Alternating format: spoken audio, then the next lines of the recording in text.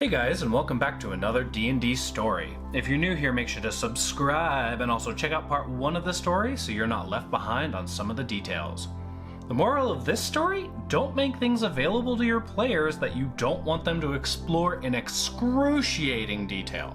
I found this out when my players went shopping. A rogue was missing this week, though, so no cannibalism or finger stealing in this episode, sadly. We had just exited the tavern with a decent amount of loot, a few odds and ends, and our newfound wealth burning a hole in our coin purses. I'd set up some basic vendors with the help of a town generator, and then spent some time fleshing out their shops, backstories, personalities, etc. I assumed we would need the basics: a general store, a blacksmith, a bank to trade in money to reduce our overall weight, and potentially give us our first beholder encounter, an enchanter, an alchemist, a jeweler, and an inn. I still keep forgetting that my sister and girlfriend are hardcore completionists. They're not metagamers and don't ruin the experience for other people, they just like overturning every available stone. I respect that a lot, honestly. I realized I had to deal with it as we wound our way through the town, looking at every single shop available. I felt the need to create more shops and shopkeepers to meet their needs. If players ask for something reasonable, I'm more than happy to give it to them. A blacksmith making arrows didn't quite make sense since they're not woodworkers, so I created an artificer who could fletch shafts and who bought arrowheads from the blacksmith. Couldn't I have just put this in a general store?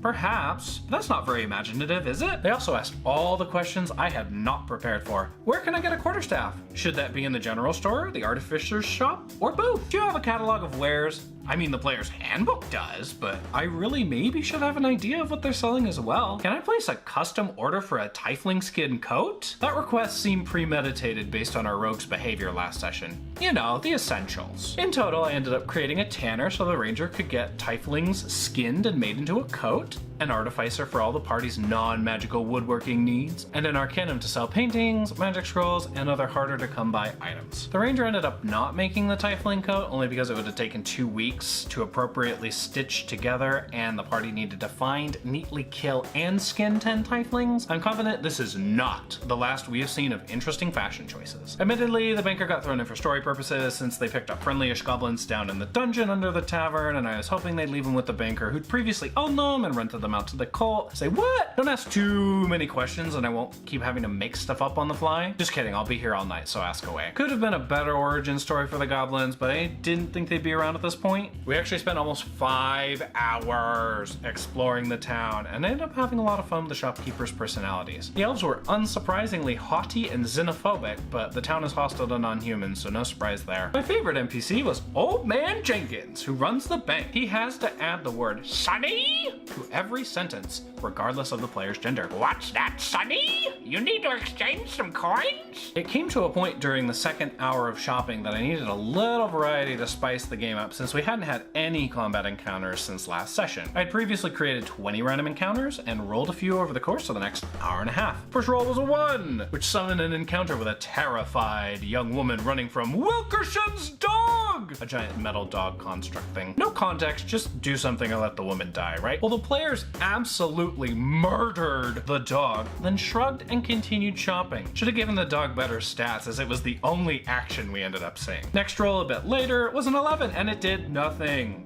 Like, I actually wrote it to do nothing. I'm not sure why I did that, but I regretted it, and I still regret it.